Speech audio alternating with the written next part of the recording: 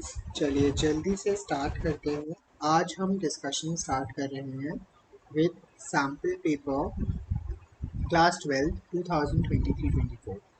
जैसा कि आप ऑलरेडी जानते हैं कि हम लोग ऑलरेडी पार्ट 1 इस वीडियो की बना चुका हूँ मैं, राइट, और वो ऑलरेडी अपलोडेड है। आज मैं आप लोगों के साथ पार्ट 2 ऑफ दिस वीडियो को स्टार्ट कर रहा हूँ। जल्दी से बेटा वीडियो को स्टार्ट करने से पहले आई वुड हाईली रिकमेंड कि आप प्लीज़ लाइक कर लीजिए वीडियो को, और अगर आपने हमारे चैनल को सब्सक्राइब नहीं किया है तो प्लीज़ अब आप सब्सक्राइब कर लीजिए, राइट। यू नो दैट अगर आप क्लास 12 के एग्जामिनेशंस दे रहे हैं या आप किसी को जानते हैं जो क्लास 12 एग्जामिनेशंस में अपियर होने वाला है, तो ये आप ऑलरेडी जानते हैं कि सीबीएसई के सैम्पल पेपर्स जो होते हैं ये बहुत ही इम्पॉर्टेंट सेट ऑफ पेपर्स होते हैं। क्यों? क्योंकि काफ़ी हद तक पेपर जो है वो सिमिलर पैटर्न पे आ जाता है। सर, हम अभी से इतनी जल्दी सीबीएसई सैम्पल पेपर्स का डिस्कशन क्यों कर रहे हैं, हम अभी से इनको क्यों स्टडी कर रहे हैं? बेसिकली ये हम इसलिए स्टडी कर रहे हैं जिससे कि हमें एक रफ आइडिया लग जाए कि किस टाइप का पेपर आने वाला है ना। तो this is just not the only paper we'll be discussing. मैं इससे प्रीवियस ईयर वाला दैट इज़ 22-23 वाला सैम्पल पेपर भी डिस्कस करूँगा। इसी चैनल पर वीडियो अपलोड होगी, उसमें भी मैं 3 पार्ट्स में वीडियो बनाऊँगा, जहाँ पर पार्ट 1 होगा जो हमारा section B of the paper है, पार्ट 2 होगा हमारा जो स्मॉल क्वेश्चंस हैं of part A, and part 3 होगा जो हमारा big questions of the paper है ना, जो 4 मार्कर्स और 6 मार्कर क्वेश्चंस हैं, उन पे हम न्यूमेरिकल क्वेश्चंस पे फोकस करेंगे, राइट। तो यही मेरा पैटर्न रहेगा और इसी पैटर्न पे मैं हर पेपर को 3 पार्ट्स में डिवाइड करता हूँ। 3 पार्ट्स में डिवाइड करने के पीछे का लॉजिक क्या होता है, पूरा पेपर एक बार में सिटिंग में मेरे लिए रिकॉर्ड करने में कोई प्रॉब्लम तो नहीं है, लेकिन बच्चों को जब बैठ के पढ़ते हैं ना, करते हैं सॉल्व, तो उन लोगों को बहुत प्रॉब्लम्स आती हैं, ठीक है ना। तो इसीलिए मेरे को फीडबैक मिला था कि बच्चों को कि सर पूरा का पूरा सैम्पल पेपर जो है ना वो आप एक साथ करने की बजाय आप उन्हें पार्ट्स में रिकॉर्ड कर लीजिए, राइट। तो इसीलिए I will be doing that using that feedback, right. अगर आपका भी कोई पर्टिकुलर फीडबैक है, आप कोई particular set of question paper मुझसे चाहते हो, कोई सेट ऑफ चैप्टर आप मुझसे चाहते हो कि सर ये पर्टिकुलर चैप्टर बहुत टफ है, ये बहुत इम्पॉर्टेंट चैप्टर है, तो इसकी वीडियो आप रिकॉर्ड कर दीजिए, तो I will do that, right. But subject to the condition कि आपको मुझे थोड़ा टाइम देना पड़ेगा, because it takes time, because whatever the video I upload on YouTube, I want it to have a good quality and उसमें मेरी जो explanation हो वो बेस्ट हो, जिससे कि people at large को फ़ायदा मिले, राइट। तो बिना टाइम वेस्ट करे हुए हम जल्दी से क्वेश्चंस पे मूव ऑन करते हैं। तो जल्दी से स्टार्ट करते हैं। This is part 2। अगेन, जिसने लाइक नहीं किया है प्लीज़ जल्दी से लाइक कर लीजिए वीडियो को और हमारे चैनल को सब्सक्राइब कर लीजिए।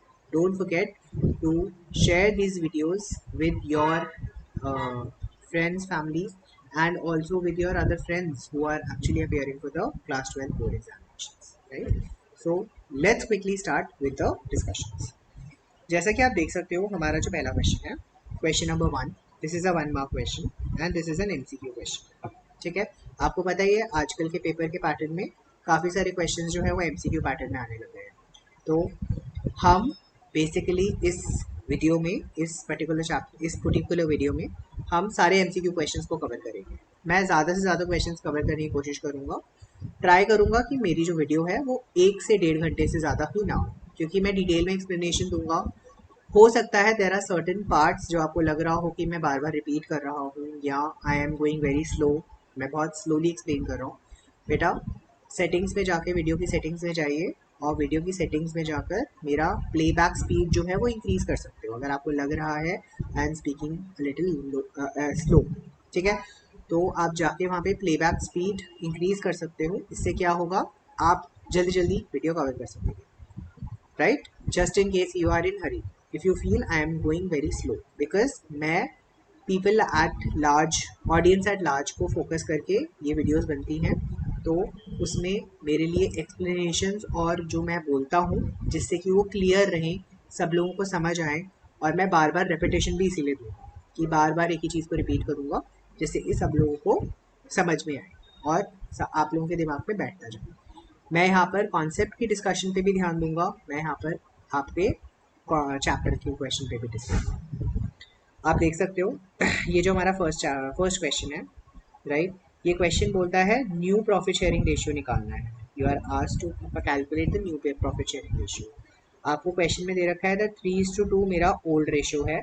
मैंने सी को एडमिट किया है 1/4 शेयर के लिए, जो 30,000 और 10,000 प्रीमियम फॉर गुडविल लेकर आया है। मतलब बेसिकली आपको बताया गया she is admitted for 1/4 and for which 30,000 and 10,000 are credited as premium for goodwill to A and B respectively। मतलब मैंने A और B को प्रीमियम फॉर गुडविल के नाम पे 30,000 एंड 10,000 ट्रांसफर किया है। अगर आप ध्यान से देखेंगे क्वेश्चन में डायरेक्टली बोलने की बजाय उन्होंने आपको एक इनडायरेक्ट हिंट दी है। क्या इनडायरेक्ट हिंट दिया है? अगर आप याद करने की कोशिश करें, जब हम किसी नए पार्टनर को एडमिट करते थे तो हम जर्नल एंट्री पास करते थे गुडविल के टाइम पे, और हम गुडविल के टाइम पे एंट्री पास करते थे premium for goodwill account debit,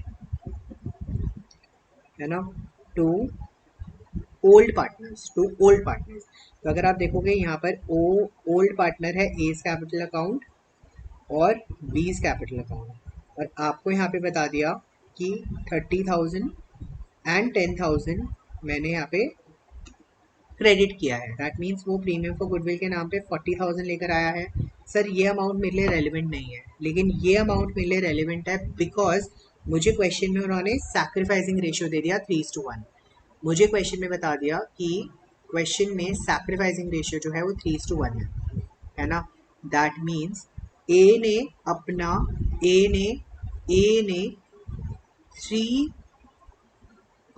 3 share sacrifice किया है, 3/4 शेयर सैक्रिफाइस किया है, वेयरएज बी ने 1/4 शेयर सैक्रिफाइस किया है। That is the sacrificing ratio.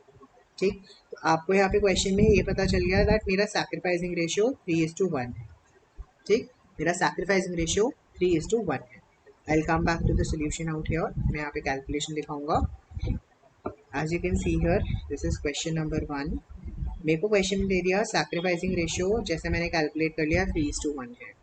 मेरा ओल्ड रेशियो जो है वो मुझे 3:2 दे रखा है ना। मेरे को बोला है ए एंड बी का, मुझे बताया है सी को एडमिट किया है, सी को हमने एडमिट किया है, और सी का जो शेयर है वो है 1/4, है ना। सी का जो शेयर है वो है 1/4। आपको क्वेश्चन में न्यू पीएसआर कैलकुलेट करने को बोला है, न्यू पीएसआर कैलकुलेट करने को बोला है, राइट। आई होप यहाँ तक कोई प्रॉब्लम नहीं होनी चाहिए। अगर ये इंफॉर्मेशन नहीं होती, ये सैक्रिफाइसिंग रेशियो वाली, है ना, तो हम क्या करते, हम सीधा 1 - 1/4 करते। ठीक है, हमें मिलता 3/4, और हम इस 3/4 को डिस्ट्रीब्यूट कर देते ओल्ड रेशियो में। हम इस 3/4 को डिस्ट्रीब्यूट कर देते ओल्ड रेशियो में, है ना। तो हमें ए और बी का रेशियो मिल जाता, राइट। लेकिन आप जानते हो कि मेरे को यहाँ पे सैक्रिफाइसिंग रेशियो गिवन है 3:1, है ना। मतलब ए ने सैक्रिफाइस किया 3/4 शेयर और बी ने सैक्रिफाइस किया 1/4 शेयर। ठीक, आपको ये चीज़ पता होनी चाहिए कि ये जो नया पार्टनर आया है ये 1/4 शेयर इसने लिया। ठीक है सर, मुझे पता चल गया कि ए का सैक्रिफाइस कितना है। सर ए का सैक्रिफाइस है 1/4 का 3/4, which can be written as 3/16. Sir, at the same time I can write that B का sacrifice जो है, it is 1/4 का 1/4, that is given to as 1/16, right? I hope यहाँ तो कोई प्रॉब्लम नहीं है। सर अगर मुझे A का न्यू शेयर निकालना है तो वो मैं निकाल सकता हूँ 3/2, that is 3/5। ये उसका ओल्ड शेयर था, ये बेटा उसका ओल्ड शेयर है ए का, है ना, माइनस हिज सैक्रिफाइस। उसका सैक्रिफाइस मैं यहाँ से माइनस कर दूंगा तो मुझे क्या मिल जाएगा, सर ए का न्यू शेयर मिल जाएगा। अगर आप देखेंगे 16 and 5, right, I will simple do 16 and 5। तो अगर आप देख सकते हैं इनका एलसीएम आ जाएगा मेरे पास 80, राइट। सो मैं यहाँ पे सीधा 3 times 16 that is 32 and 48, right, and यहाँ पे 3 times 5 that is 15। तो आप देख सकते हैं मेरे पास आंसर आ गया 33/80, राइट, राइट। आई होप कोई प्रॉब्लम नहीं है। अगर आप देखोगे मेरे पास यहाँ पे ऑप्शन में 33 ऑलरेडी एक ऑप्शन आ गया, that means my correct answer is D. मुझे आगे कैलकुलेट करने की ज़रूरत ही नहीं है क्योंकि ये मेरा ए का न्यू शेयर है, ठीक। लेकिन मैं क्वेश्चन कंप्लीट करने के लिए आपके लिए कैलकुलेट कर देता हूँ। बी का न्यू शेयर हो जाएगा, है ना, 2/5 minus 1/16 that we have already calculated here, जो उसका सैक्रिफाइस था, है ना। तो यहाँ पर आ गया अगेन 80, राइट। हमने यहाँ पे 16 2 सा 32, राइट, माइनस 5 दैट इज 27/80। अगर आप देख सकते हो मेरे पास, एंड हमें यहाँ पे सी का शेयर निकालना है, सी का शेयर, और सी का शेयर हमें क्वेश्चन में गिवन है 1/4, हमें डिनोमिनेटर को इक्वल करना है, तो इट विल बी 20/20, तो इट विल बी 20/80। अगर आप देख सकते हो मेरा जो न्यू PSR है वो हो जाएगा 33:27:20। बेटा जब मेरे पास ये पहला आंसर आ गया था मैं वहीं पे ही अपना आंसर लिख सकता था, दैट मेरा आंसर है डी, कि मेरा आंसर है डी पार्ट। ओके, मैं तभी वहाँ पे लिख सकता था, मुझे पूरा कैलकुलेशन करने की जरूरत नहीं है, because this is a 1 mark question. मेरे को कैलकुलेशन करने के मार्क्स नहीं मिलेंगे, मेरे को आंसर लिखने के मार्क्स मिलेंगे, राइट। तो आई होप ये क्वेश्चन क्लियर है। Question number 1, this question was for 1 mark. I'll just once again repeat with you. In the question आपको यहाँ पर क्या दे रखा था? In the question आपको यहाँ पर ये बता रखा था कि मैंने इंडिविजुअली प्रीमियम फॉर गुडविल कितना डेबिट कितना क्रेडिट किया है रिस्पेक्टिव पार्टनर्स को। तो बेटा मुझे क्वेश्चन में एक चीज़ उन्होंने बहुत क्लियर भाषा में दे दी कि मेरा जो सैक्रिफाइसिंग रेशियो, हम प्रीमियम फॉर गुडविल को सैक्रिफाइसिंग रेशियो में डिस्ट्रीब्यूट करते हैं, राइट। आप लोगों को क्या ध्यान रखना है इसमें कि हम we distribute premium for goodwill in the ratio of sacrifice, ठीक है सर। अगर ये सैक्रिफाइसिंग रेशियो नहीं दे रखा होता तो हम क्या करते बेटा, ये जो हमारा यहाँ पे 3/4 निकला था, इस 3/4 को मैं सिंपली डिस्ट्रीब्यूट कर देता 3/2, 3:2 में, तो मुझे ए और बी का न्यू रेशियो मिल जाता। बहुत बच्चे गलती करते हैं, वो ये 30,000 एंड 10,000 को इग्नोर कर देते हैं, उस इग्नोरेंस के वजह से यहाँ पर उनके मार्क्स जाते हैं, राइट। तो यहाँ पर आपको ये चीज़ ध्यान रखनी है कि ये इग्नोरेंस नहीं करनी। आई होप ये आपको क्वेश्चन बिल्कुल क्लियर होगा। Coming to question number 2, quite a simple question, ऐसा कुछ खास था नहीं, तो मेरे ख्याल से कोई दिक्कत होनी नहीं चाहिए। चलिए जल्दी से क्वेश्चन नंबर 2 पे आ जाते हैं। क्वेश्चन नंबर 2 हमें बोलता है कि सर, ये assertion and reasoning based question है। बोलता है बैटमैन एक पार्टनर है, वाह, in a firm with 4 partners has advanced a loan of 50,000 to the firm. मतलब बैटमैन एक पार्टनर है जिसने हमें एक लोन एडवांस किया है फर्म को, है ना। इन a firm with 4 partners has advanced a loan of 50,000 to the firm, मतलब पार्टनर ने लोन दिया है ना। This is not a loan given to partner. देखो यहाँ पे जब एडवांस्ड वर्ड यूज हो जाता है ना, तो हमने दिमाग में एक रट्टा मारा हुआ होता है, ठीक है ना। बहुत बच्चे ना इस चीज पे रट्टा मारते हैं। क्या रट्टा मारते हैं? सर एडवांस दिया है मतलब फर्म ने एडवांस दिया है पार्टनर को, तो याद रखेंगे advanced a loan to the firm, तो पार्टनर ने फर्म को एडवांस लोन दिया है, इसका मतलब this is a loan to the firm, ठीक है। For last 6 months of the financial year without any agreement, कोई अग्रीमेंट साइन नहीं हुआ। तो याद आ रहा होगा आपको, ये गोल्डन रूल्स का क्वेश्चन है। ही claims an interest on loan 3,000 despite the firm being in loss for the year. मतलब उसने 3,000 रुपये का इंटरेस्ट मांगा, 50,000 रुपये का लोन दिया और 50,000 रुपये पे 3%, 3,000 रुपये का लोन मांगा, 3,000 रुपये का उसने इंटरेस्ट माना, ठीक है। तो बेटा सीधी सीधी बात है, 3,000 रुपये उसने पूरे साल का माना या फिर हाफ ईयर का माना, हाफ ईयर का माना, राइट। अगर आप देखोगे बोलता है इन दी एब्सेंस, इसका रीजन क्या दिया, ये तो एजर्शन था, ठीक है। रीजन क्या दिया था? गोल्डन रूल क्या कहता है कि अगर आपने पार्टनर ने फर्म को लोन दिया है, अगर आप एक लॉस को तो this is a charge against profit, this is a charge against profit, this is not a appropriation against profit. ठीक है, तो अगर आप देख सकते हो as you can see this is a charge against profit. तो कंपनी अगर लोन भी इंकर करती है, रिपीट माई सेल्फ, कंपनी अगर लोन भी इंकर करती है, लोन भी लेती करती है, ऐसी सिचुएशन में भी हमें इंटरेस्ट ऑन लोन देना पड़ेगा पार्टनर को। ठीक है, किस रेट पे देना पड़ेगा सर? 6% पर आनम के रेट पे देना पड़ेगा, 6% पर आनम के रेट पे, इफ यू रिमेम्बर। ठीक है, तो ये हमारा रूल था, ये हमारा रूल था जो हमें बता रखा है कि अगर आपने लोन दे रखा है फर्म को, तो आप 6% पर एनम के हिसाब से इंटरेस्ट चार्ज कर सकते हो फर्म में, और वो आपको देना पड़ेगा irrespective of the fact whether you are a profit earning firm और अ लॉस अर्निंग फर्म। ठीक, बोलता है in the absence of any agreement provision in the partnership deed provision of Indian partnership act would apply. बिल्कुल सही बात है। अगर हमारे पास में पार्टनरशिप अग्रीमेंट नहीं है, पार्टनरशिप डीड नहीं है, तो अगर पार्टनरशिप डीड नहीं है तो याद करो हम क्या बोलते थे सर? गोल्डन रूल्स अप्लाई होते हैं। सर ये गोल्डन रूल्स कौन से होते थे? सर ये गोल्डन रूल्स वो रूल्स होते थे जो इंडियन पार्टनरशिप एक्ट में डिफाइंड है, इंडियन पार्टनरशिप एक्ट में लिखा है, तभी तो वो गोल्डन रूल्स बने थे। ऐसी थोड़ी ना अपनी मर्जी से वो गोल्डन रूल्स बन गए थे, राइट? तो आपको ये याद रखना है कि गोल्डन रूल्स अगर वो बनाए थे हमने, गोल्डन रूल्स अगर वो बने थे, तो उसके पीछे पार्टनरशिप एक्ट का इंपॉर्टेंस था, इसीलिए यहाँ पर उसका रूल आया। तो इसका मतलब ये जो असर्शन है, इस असर्शन का रीजन भी करेक्ट है। तो बेटा असर्शन भी करेक्ट है, इंटरेस्ट चार्ज करना सही बात है ना?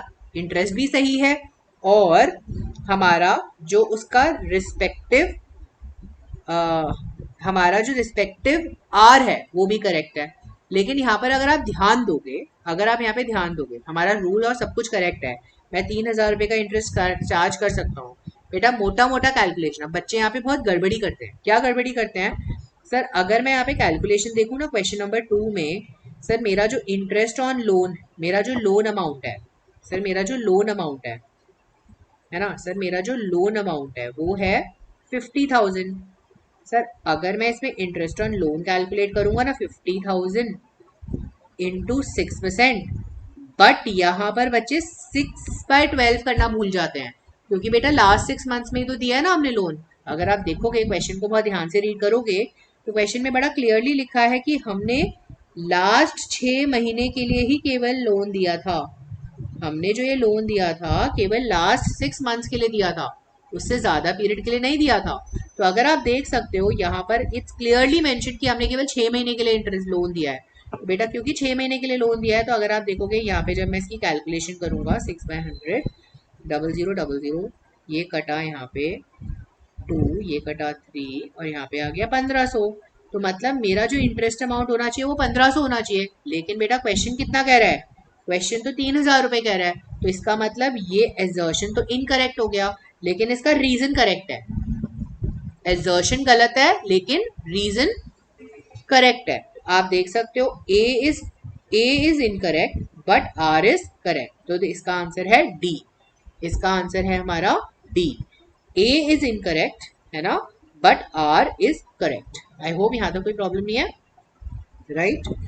आई होप यहाँ तक कोई भी दिक्कत होनी नहीं चाहिए। तो इसका आंसर है, हम यहाँ पे मेंशन कर देंगे डी इज द आंसर, जिसमें हम कहते हैं A is incorrect, A is incorrect and R is correct. ठीक, दिस इज द आंसर। ठीक, क्वेश्चन नंबर 3 पे आ जाते हैं जल्दी से। आप देख सकते हो बेटा it's already been 20 minutes, right? मेरे को बहुत डिटेल में एक्सप्लेनेशन करनी पड़ती है, राइट? बहुत अच्छे से एक्सप्लेन करना पड़ेगा डिटेल में, तभी समझ में आएगा, क्योंकि छोटे छोटे पॉइंट्स से ही क्वेश्चन को देखो कितना अलग बना दिया। ठीक, हम सीधा सीधा रखते हैं, ठीक है, क्वेश्चन सीधा सीधा करते हैं, लेकिन हमारे लिए क्या जरूरी है? हमारे लिए ये छोटे छोटे पॉइंट्स को याद रखना बहुत जरूरी है। अगर हमने छोटे छोटे पॉइंट्स मिस आउट कर दिए, आप देख लो हमारा सही होता हुआ आंसर भी गलत हो जाएगा। ठीक है, इसीलिए हमें वही चीज पे ध्यान देना है। ठीक, चलिए क्वेश्चन नंबर 3 पे ध्यान देंगे। क्वेश्चन नंबर 3 एक कंपनी अकाउंट्स का क्वेश्चन है, जल्दी से डिस्कस करते हैं। अगेन 1 मार्कर क्वेश्चन, 2 ऑप्शंस हैं, लेट्स फाइनली गो थ्रू। अगर आप देखेंगे if 10,000 shares of rupees 10 each were forfeited for non-payment of final call money of rupees 3. बेटा 10 रुपए का शेयर था, 10,000 शेयर हैं, फाइनल कॉल मनी अनपेड है, मतलब फाइनल कॉल का पैसा नहीं दिया, ठीक है।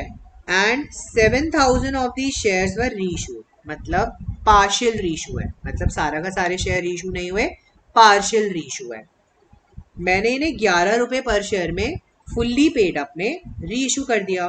Then what is the minimum amount that the company must collect at the time of reissue of the remaining 3,000 share, मतलब मिनिमम कितना अमाउंट उन्हें कलेक्ट करना चाहिए फ्रॉम 3,000 शेयर्स। तो बेसिक भाषा में मैं अगर आपको समझाऊं इस क्वेश्चन के, इस टाइप के क्वेश्चन में मैं हमेशा आपको एक फ्लो चार्ट के तरीके से समझाता हूँ। बेटा मुझे बोला 10,000 रुपये, 10,000 शेयर्स फोरफीट हुए हैं, 10,000 शेयर्स फोरफीट हुए हैं। बेटा अगर मैं इसमें देखूंगा शेयर फोरफीचर का अमाउंट कितना है, मैं अगर इसमें देखूंगा शेयर फोरफीचर का अमाउंट कितना है, सर इसमें शेयर फोरफीचर का अमाउंट है 10,000 इंटू 7, क्योंकि 3 रुपीज ही पे नहीं किया ना उसने, रिमेनिंग 7 रुपीज तो उसने पे कर दिया। तो जब मैं इनिशियल जर्नल एंट्री पास करूंगा, equity share capital account debit to calls in arrear 3 rupees and share forfeiture account 7 rupees, right? 10,000 into 3, 10,000 into 7 and equity share capital में 10 दिखाऊंगा, right? तो आप देख सकते हो मेरे पास यहाँ पे 70,000 रुपीज आ जाएगा, ये मेरा शेयर फॉरफीचर का अमाउंट है, ठीक। बेटा यहाँ तक आई थिंक सो सबको क्लियर होना चाहिए।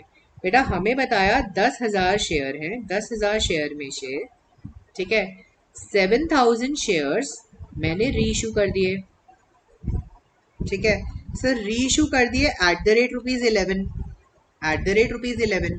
याद करो, याद करो, राइट, याद करो यहाँ पर सर जब मैंने इसे 11 रुपए में रीइशू किया, ठीक है, क्या मैंने शेयर फॉरफीचर का कोई भी amount, I repeat my self, share forfeiture का कोई भी अमाउंट क्या मैंने इसमें से बुक किया होगा, क्या मैंने शेयर फॉरफीचर का कोई भी अमाउंट इसमें से यूज किया होगा? नहीं है सर, मैंने इस शेयर फॉरफीचर में से कोई भी अमाउंट यूज नहीं किया होगा, राइट, मैंने इस अमाउंट में से शेयर फॉरफीचर का अमाउंट मैंने कुछ भी नहीं किया होगा, है ना। दैट मीन्स जितना भी शेयर फॉरफीचर का अमाउंट है, कितना सर, 7,000 इंटू 7, मतलब 63,000, 63,000 नहीं 49,000, सॉरी 49,000। सर ये पूरा का पूरा 49,000 जो है ये मेरा कैपिटल रिजर्व में चला गया होगा। बिल्कुल सही कहा सर आपने, सर ये जो पूरा का पूरा 49,000 है, ये पूरा का पूरा 49,000 कैपिटल रिजर्व में चला गया। सर ये 49,000 कहाँ से आया, सर ये 49,000 कहाँ से आया? बेटा ये 49,000 आया, 7,000 मेरे शेयर्स थे जो मैंने रीइशू करे, और इस पे 7 रुपीज मुझे ऑलरेडी मिल चुका था शेयर फॉरफीचर में, जिसको मैंने डेबिट नहीं किया, जिसको मैंने डेबिट नहीं किया, तो नथिंग हैज बीन सब्ट्रैक्टेड, तो hence this entire amount would have gone to share capital reserve. Sir share forfeiture में रिमेनिंग अमाउंट कितना होता? सर शेयर फॉरफीचर में रिमेनिंग अमाउंट है 3,000 शेयर्स पर 7 rupees, that means 21,000, this is the remaining amount, है ना। ये मेरा कितना, ये मेरा रिमेनिंग बैलेंस बचा है, ये मेरा रिमेनिंग बैलेंस बचा है इस 3,000 शेयर पे 7 रुपए के हिसाब से। बेटा अगर मैं ये 10 रुपए में इशू करूँ, अगर ये मैं शेयर मिनिमम, मुझसे क्या मांगा है क्वेश्चन में, मुझसे क्वेश्चन में मांगा है सर मेरा मिनिमम अमाउंट कितना हो सकता है, मतलब मुझे शेयर होल्डर से मिनिमम इतना पैसा तो चाहिए ही चाहिए जिससे कि मैं शेयर इशू कर सकूं। बेटा 10 रुपए का शेयर है तो 10 रुपए तो इशू करना पड़ेगा।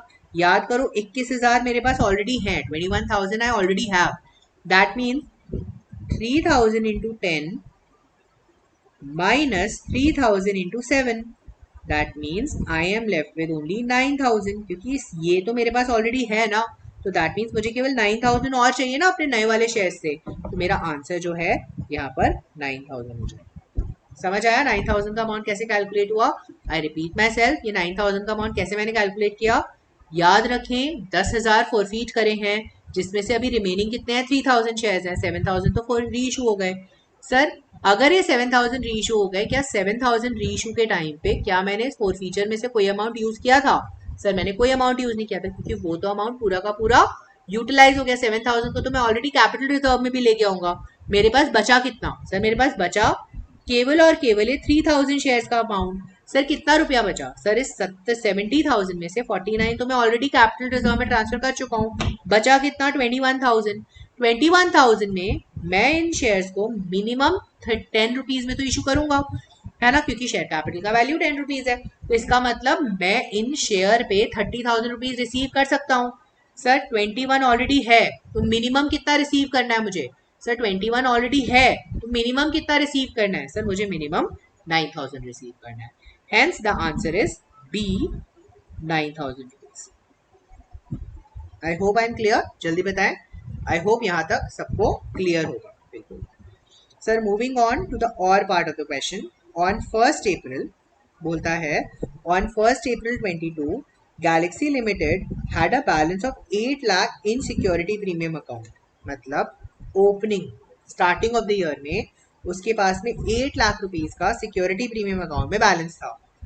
बोलता है during the year company had issue 20,000 equity shares of ₹10 each as bonus shares.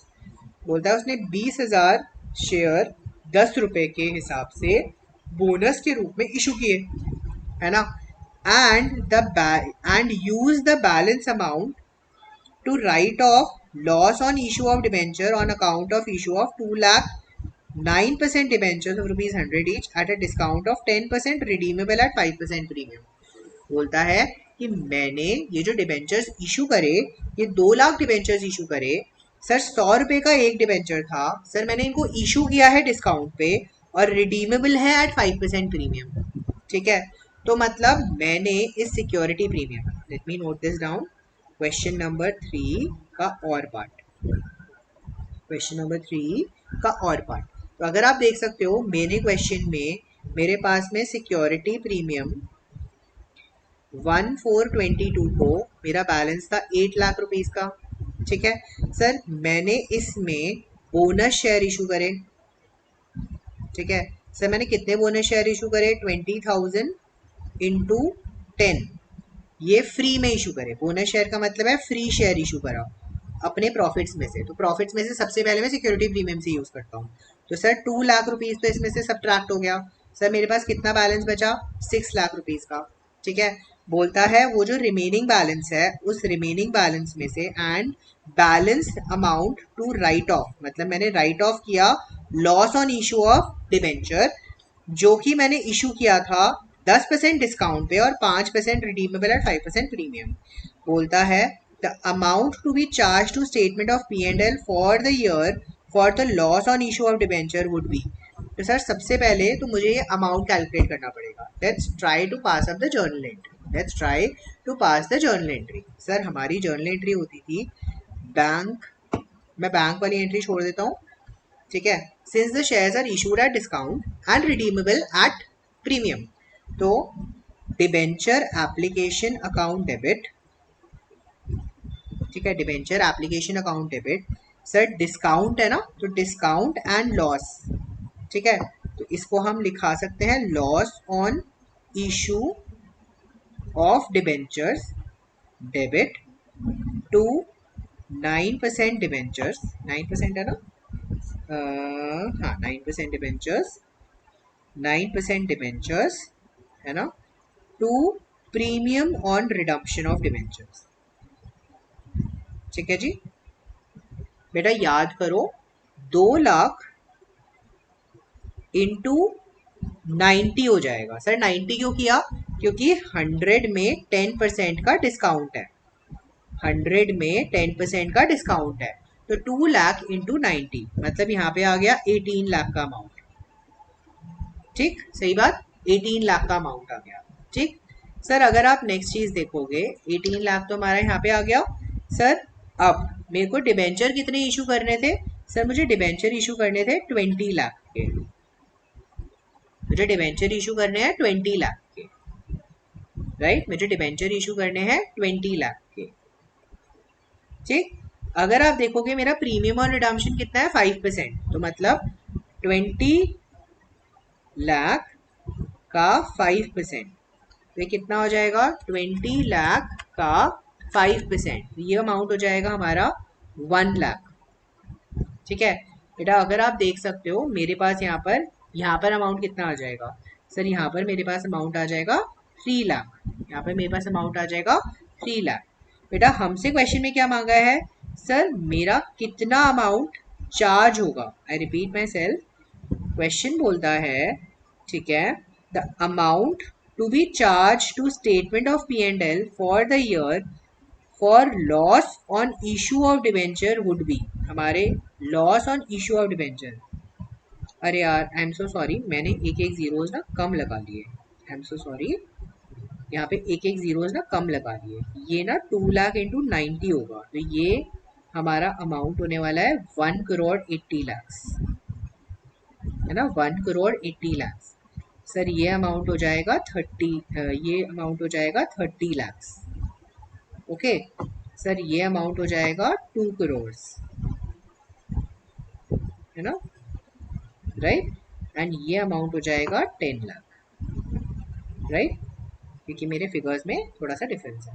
Sir ये कैलकुलेशंस कैसे करा? प्रीमियम आपने कैसे निकाला?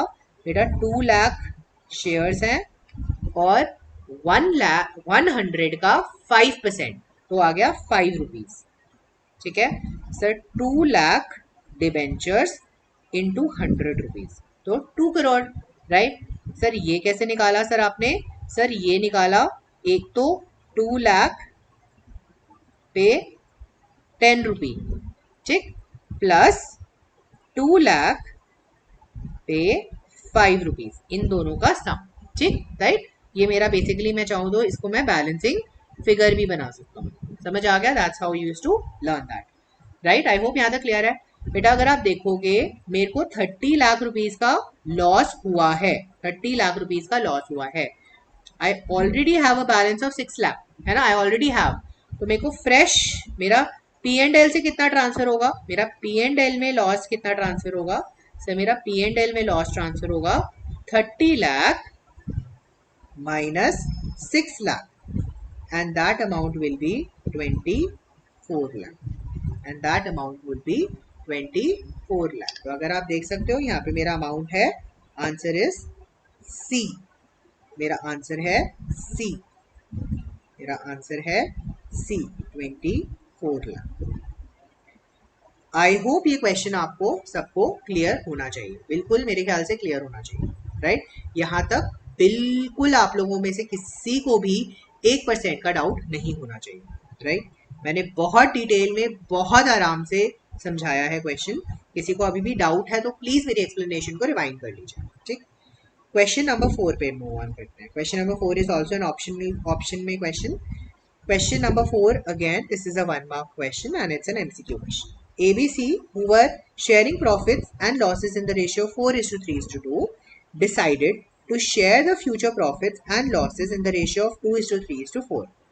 मतलब इनका ओल्ड PSR था 4:3:2 और इनका न्यू PSR है 2:3:4। चेंज किया sir with effect from 1 April 2023। Balance sheet में वर्कमेंस कॉम्पनसेशन रिजर्व था 65,000 का, good enough. At the time of reconstitution, a certain amount of claim on workman compensation was determined। हमारा एक workman compensation का claim determine किया गया, ठीक है, which B's share of loss amounted to 5,000। मतलब B का जो loss का amount था, B का जो loss का amount था वो 5,000 था, ठीक है। मतलब B को जो लॉस हुआ वो 5,000 का हुआ। सर अगर आपको याद होगा, हम जब ऐसा रिकॉन्स्टिट्यूशन करते थे और ऐसा कोई क्लेम आता था तो हम उसका क्या करते थे? हम उस क्लेम को हम क्या करते थे सर? हम जो भी लॉस होता था उसे गेनिंग टू सैक्रिफाइसिंग की रेशियो में डिस्ट्रीब्यूट कर देते थे, है ना। अगर आप देखोगे मैं यहाँ पे बी का गेन या सैक्रिफाइस कैलकुलेट कर लेता हूँ, ठीक है। सर मेरे को क्वेश्चन नंबर 4 में सर मुझे क्वेश्चन नंबर 4 में ओल्ड रेशियो जो है वो क्वेश्चन में दे रखा है 4:3:2, मैं करेक्ट? 4:3:2। और सर मुझे जो न्यू रेशियो गिवन है ठीक है, मेरे को जो न्यू रेशियो गिवन है वो गिवन है 2:3:4, ये गिवन है 2:3:4, राइट। अगर आप देखोगे मुझे बता दिया कि बी का, right, B share of loss, B share of loss जो है वो 5000 है, right. B share of loss is 5000, right.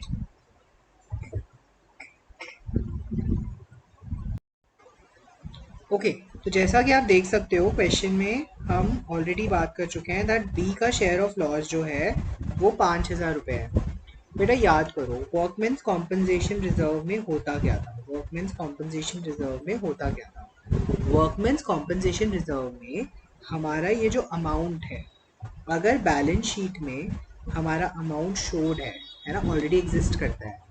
बेटा बैलेंस शीट अगर मेरा क्लेम जो है, मेरा क्लेम जो है वो 65,000 से कम होता है ना, 65,000 से कम होता है, तो हम क्या करते थे, उसका जो डिफरेंस होता था, उसका जो डिफरेंस इन दोनों के बीच का जो डिफरेंस होता था, है ना, से फॉर एग्जाम्पल मैं एग्जाम्पल ले लेता हूँ, अगर मेरा क्लेम जो है 50,000 हो गया तो इसका जो डिफरेंस होता था 15,000, इसे हम ओल्ड रेशियो में डिस्ट्रीब्यूट कर देते थे, बांट देते पार्टनर में, ठीक। लेकिन अगर यही अमाउंट 65,000 का अमाउंट क्लेम है, मेरा रिजर्व है, और बेटा मेरा क्लेम जो है फॉर एग्जाम्पल 80,000 रुपये हो जाता है, तो बेटा ये जो इन दोनों के बीच में डिफरेंस है ना, इन 15,000 रुपए को मैं कहाँ दिखा देता था सर, मैं इसे रिवैल्यूएशन अकाउंट में डालकर वर्कमेंस कॉम्पनसेशन रिजर्व को रीवैल्यू करता था, ठीक। अगर आप ध्यान दोगे यहाँ पर मेरे पास लॉस दे रखा है, तो मतलब वर्कमेंस कॉम्पनसेशन बढ़ा है या कम हुआ है, it has increased. Sir workmen's compensation increase हुआ है, that means option A and option C तो स्ट्रेट फॉरवर्ड नो हो गए, स्ट्रेट फॉरवर्ड नो हो गए। Now I have an option between B and D, एक 70 एक 80। सर मुझे क्वेश्चन में बोला है 5,000 रुपए का लॉस हुआ है बी को, बेटा बी का शेयर क्या है, बी का शेयर क्या है, ओल्ड शेयर। सर बी का ओल्ड शेयर है 3/9, सर बी का जो न्यू शेयर है वो भी बाय वर्च्यू 3/9 है ना। तो बेटा अगर बी को 5,000 रुपए का लॉस हुआ है तो टोटल लॉस कितना हुआ होगा, अगर बी का लॉस जो है वो 5,000 है और बी का शेयर 3/9 है, तो बेटा क्या मुझे ये पता चल जाएगा मेरा टोटल लॉस कितना हुआ है, मेरा टोटल लॉस कितना हुआ है, it will be 5,000 into reciprocal of the share 9/3 which will be equal to 15,000। तो मेरे को ये पता चल गया कि मेरा टोटल लॉस कितना हुआ है, 15,000 हुआ है। दैट मीन्स रिवैल्यूएशन मेरी वर्कमेंस कॉम्पनसेशन कितने रुपए से बढ़ा होगा, सर मेरा वर्कमेंस कॉम्पनसेशन रिजर्व जो है वो मेरा 65,000 प्लस 15,000 हो गया, तो मेरा आंसर है यहाँ पर 80,000। Hence my answer here is D part that says, है ना, D is the answer, that is 80,000। I hope clear है क्वेश्चन में। तो बेटा यहाँ पर आपको केवल और केवल सिंपल लॉजिक लगाना था कि वर्कमेंस कॉम्पनसेशन रिजर्व अगर बढ़ जाता है, इंक्रीज हो जाता है, तो वो रिवैल्यूएशन अकाउंट में जाता है ना, उसकी वैल्यू को हमें रीवैल्यू करना पड़ता है। सर वर्कमैन कॉम्पनसेशन रिजर्व अगर कम हो जाता है तो जितने से कम हुआ है जो रिमेनिंग बैलेंस है उसे हमें डिस्ट्रीब्यूट करना पड़ता है, ये प्रॉफिट होता है तो पार्टनर का प्रॉफिट होता है ना। लेकिन हमें क्वेश्चन में बोला है लॉस हुआ है, इसका मतलब हमने इसको रीवैल्यू किया है, मतलब प्राइस बढ़ाई है, इंक्रीज किया है मतलब रिवैल्यू किया है, तो इसका मतलब 15,000 से रिवैल्यू किया है, इसका मतलब वैल्यू ऐड कर दी, तो मतलब मेरा क्लेम कितना था 80,000। चलिए जी, आई होप ये क्वेश्चन क्लियर होगा। थोड़ा देखो सीधे सीधे क्वेश्चन देने की बजाय इन्होंने थोड़े घुमा घुमा के क्वेश्चन दिए हैं। They have not asked even, अभी तक एक भी क्वेश्चन अगर आपने देखा हो, हमने अभी तक 5 क्वेश्चन डिस्कस करे हैं, राइट, और पार्ट्स को इंक्लूड करके। बेटा किसी भी क्वेश्चन को इन्होंने अभी तक सीधा नहीं पूछा है, ऑल क्वेश्चंस वर घुमा घुमा कर आड़े टेढ़े करके क्वेश्चन पूछे, है ना। हर एक क्वेश्चन में गलती करने के चांसेस पूरे पूरे थे। चलिए अब अगर आप यहाँ पे देखेंगे, यहाँ पर हमारा जो नेक्स्ट एलिमेंट है वो बोलता है ABC आर पार्टनरशिप बिजनेस में, A used 2 lakh belonging to the firm without the information to the other partners and made a profit of 35,000। Chapter number 1 में आ गया, देखो बिना उनको इन्फॉर्म करे उसने 2 लाख रुपए यूज करे और उसे 35,000 का प्रॉफिट हो गया by using this amount. Which decision should be taken by the firm to rectify the situation? ऐसा कौन सा डिसीजन हमें लेना चाहिए जिससे ये हमारा डिसीजन, ये जो हमने दिक्कत करी, ये हमारा सॉल्व हो जाए.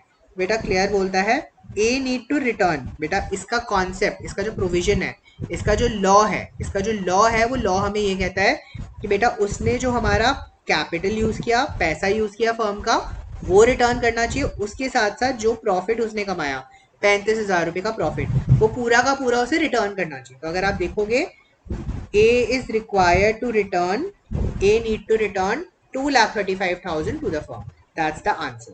तो इसका आंसर सीधा सीधा डी है. मैं इसमें कुछ ज्यादा कुछ कर नहीं सकता है ना. इसका और पार्ट का आंसर जो है उसका भी आंसर डी है. A need to return 2,35,000 to the firm, है ना. इसके पीछे लॉजिक है कि भाई जो जो प्रॉफिट तुमने कमाया वो तुम्हें वापस करना पड़ेगा. ठीक. चलिए अब हम बात कर रहे हैं नेक्स्ट क्वेश्चन की. Question number 5. Question number 5 another 1 mark question, MCQ question. आप देख सकते हो, बोलता है interest on partners loan is credited to. Interest, जो पार्टनर का लोन, जो पार्टनर के लोन पे जो इंटरेस्ट आता है वो कहाँ जाता है? कैपिटल अकाउंट में. ना ना ना ना ना, कैपिटल में नहीं जाता. वो कहाँ जाता है? पार्टनर के लोन अकाउंट में जाता है. तो वही हमारा आंसर है यहाँ पे, पार्टनर के लोन अकाउंट में. बच्चे बहुत गलती करते हैं यहाँ पे, करंट अकाउंट या कैपिटल अकाउंट या इस सब में डालते हैं. ना ना ना, लोन अकाउंट में जाता है. जो इंटरेस्ट है उसका हम अलग से इंटरेस्ट अकाउंट, लोन अकाउंट बनाते हैं, और रिमेंबर हम उसका पूरा ट्रीटमेंट अलग से करते हैं. तो इसीलिए इसका आंसर है loan account. Simple theory mark question, straight forward question. Question number 6 बोलता है Alexa limited purchased building from Shri limited for 8 lakh. मतलब मैंने 8 लाख रुपए की बिल्डिंग खरीदी.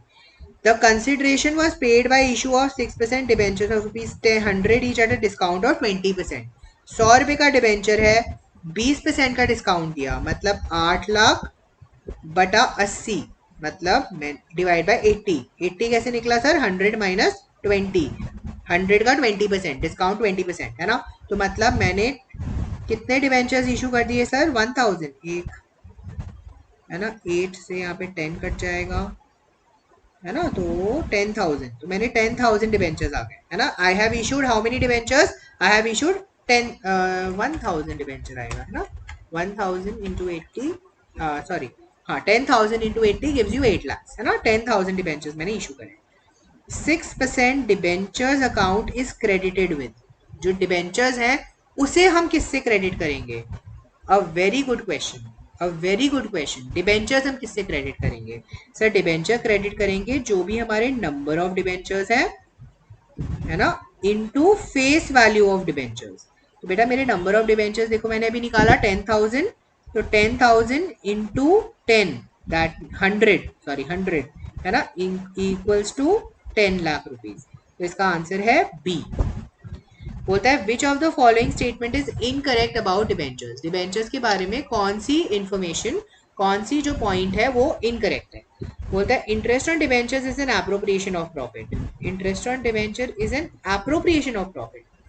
No, it is never an appropriation. No, this is incorrect. Debenture holders are creditors of the company. ठीक है.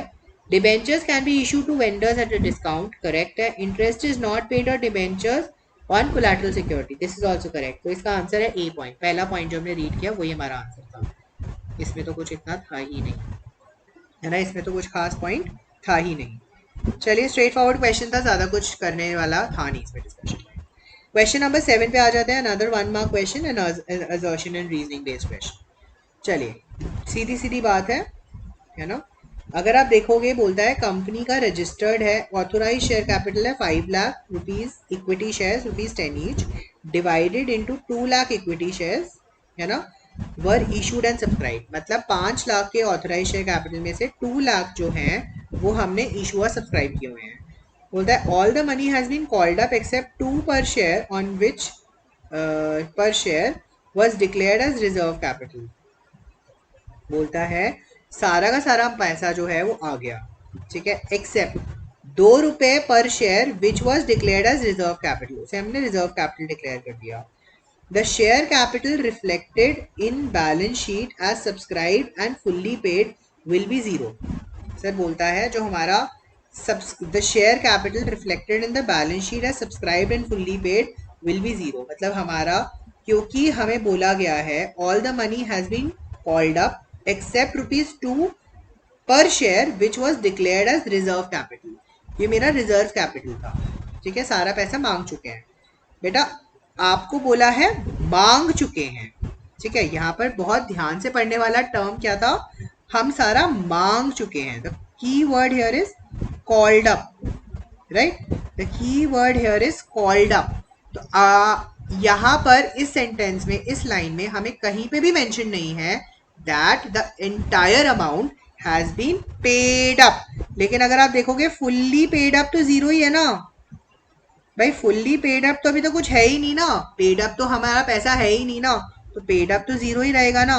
तो मतलब ये जो हमारा एजर्शन है ये तो करेक्ट है कि हमारा subscribe and issued fully paid तो जीरो ही है, कॉल्ड अप 8 है लेकिन फुल्ली पेड तो जीरो ही है ना, क्योंकि पे करा है नहीं करा उसके बारे में तो क्वेश्चन इज साइलेंट, और जब क्वेश्चन साइलेंट होता है इसका मतलब हम एजम्पशन नहीं ले सकते।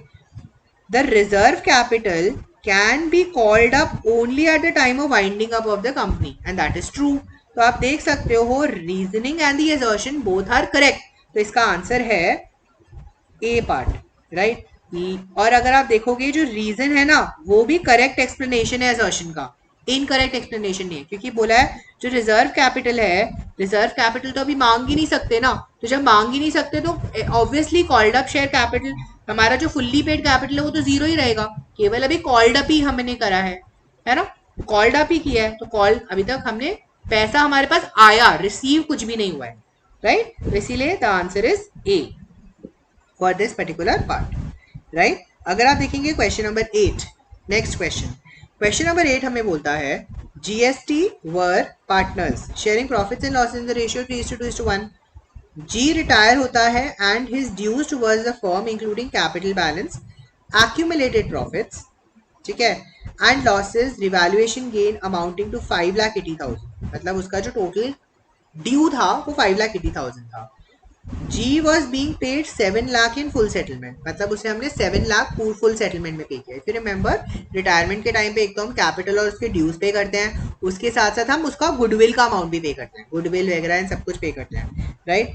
For giving that additional amount of 1,20,000 S was debited for 40,000, मतलब एस को मैंने डेबिट किया था 40,000 से। Determine the goodwill of the firm, हमें गुडविल ऑफ द फर्म निकालनी है, हमें गुडविल ऑफ द फर्म निकालनी है, राइट।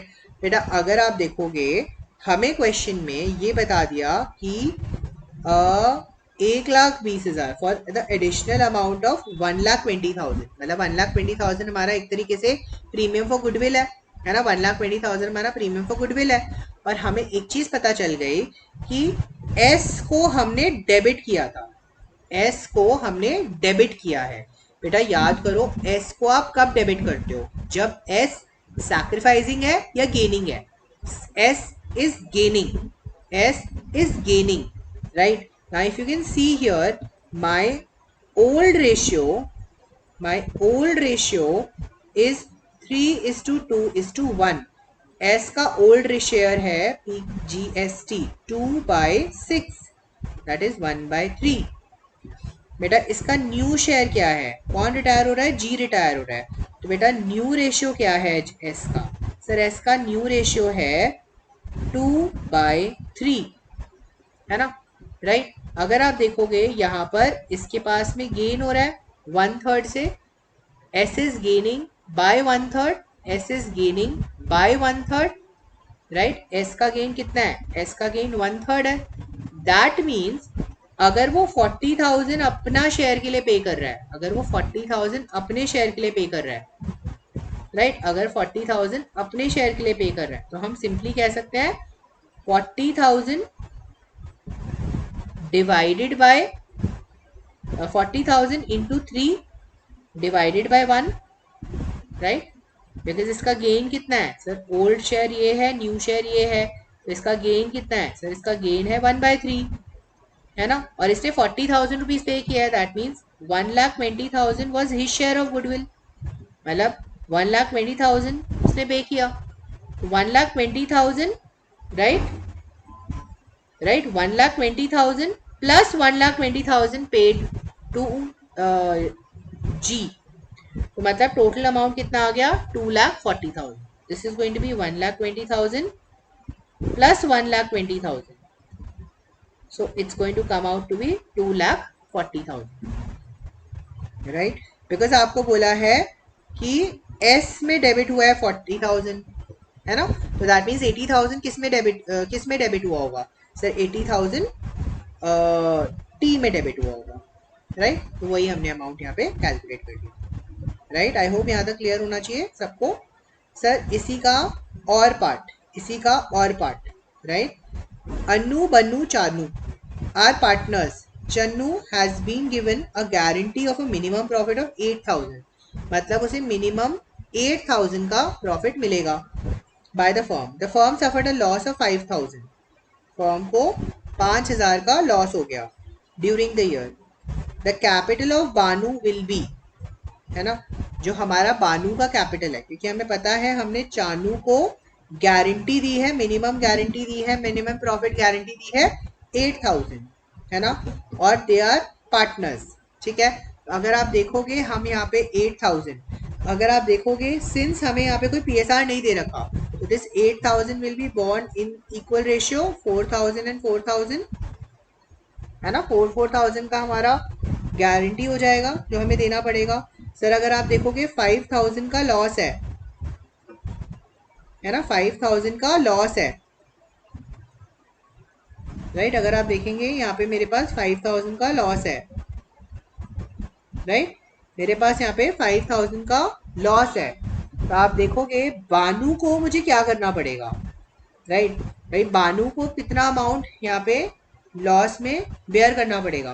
सर 5,000 क्या यहाँ पे कुछ दे रखा है, Chanu has been given a guarantee by the firm suffered 5,000 loss. Okay, capital of Banu will be, तो 5,000 डिवाइडेड बाय 3, तो हमारा आ जाएगा 1,667 लॉस.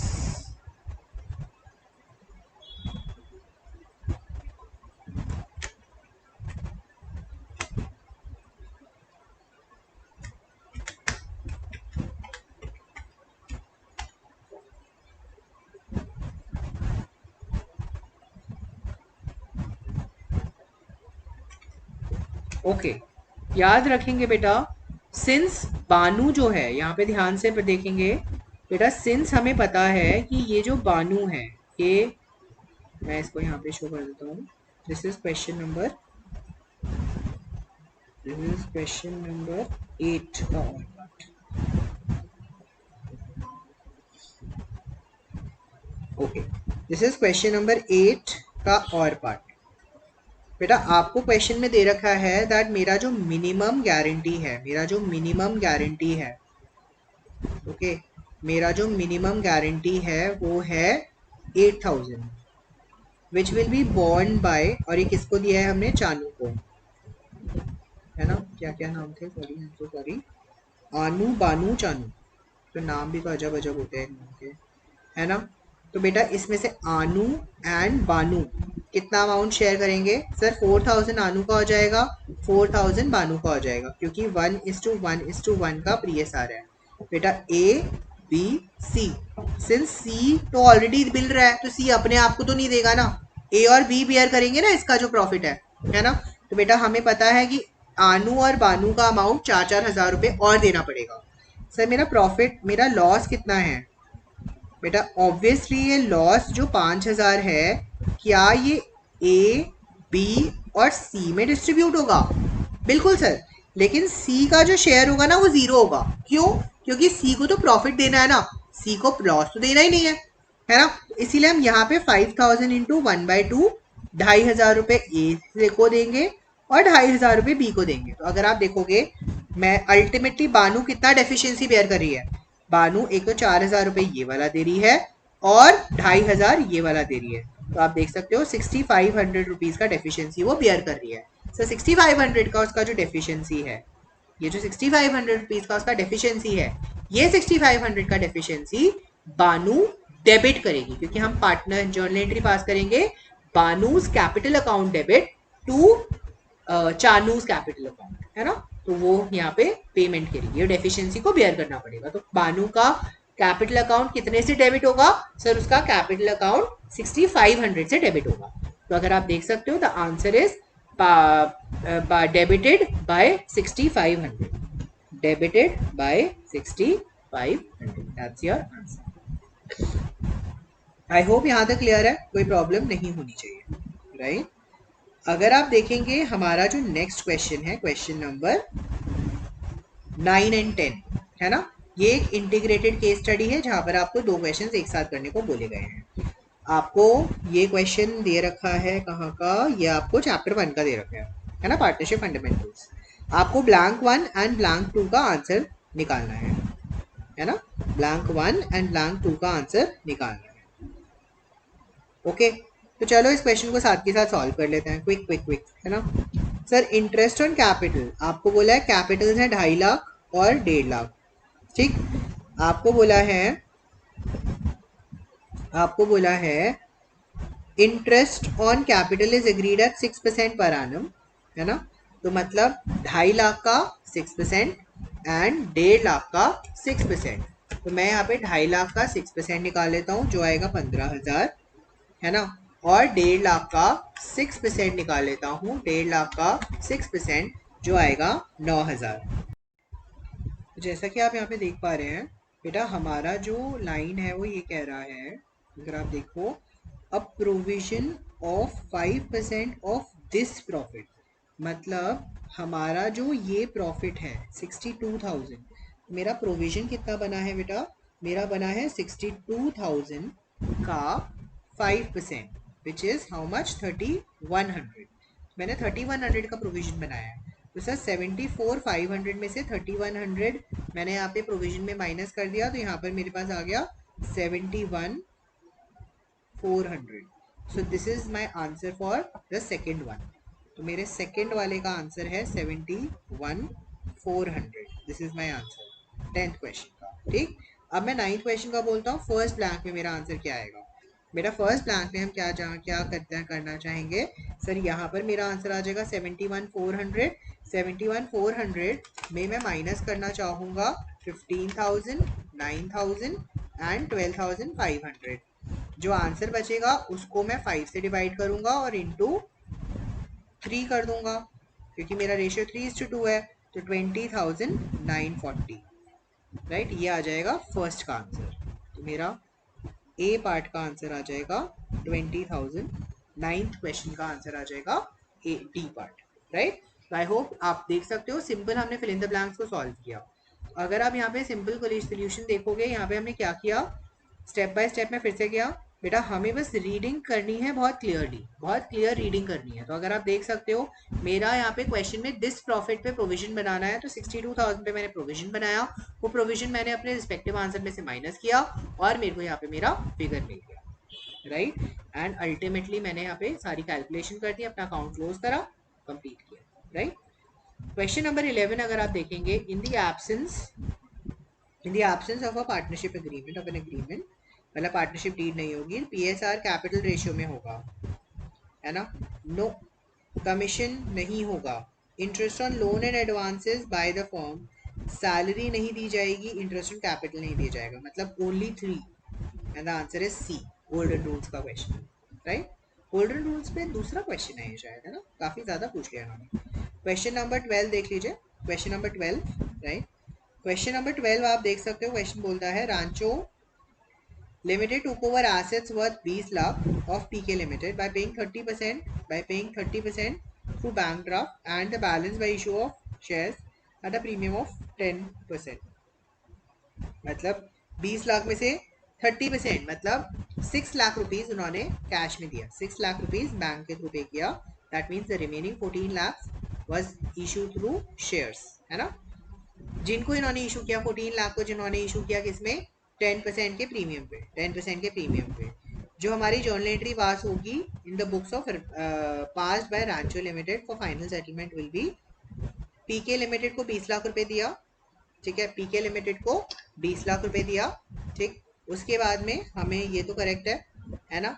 उसके बाद में हमें पता है शेयर कैपिटल में कितना अमाउंट जाएगा बेटा, 14 लाख डिवाइडेड बाय 110, तो 14 lakh divided by 110 will be how much? So 14 lakh divided by 110 would be 12727 है ना, इंटू 100। तो अगर आप देखोगे ये वाला अमाउंट आएगा, ठीक है। तो ये तो करेक्ट है, प्रीमियम का अमाउंट भी करेक्ट है, लेकिन ये इनकरेक्ट है ना।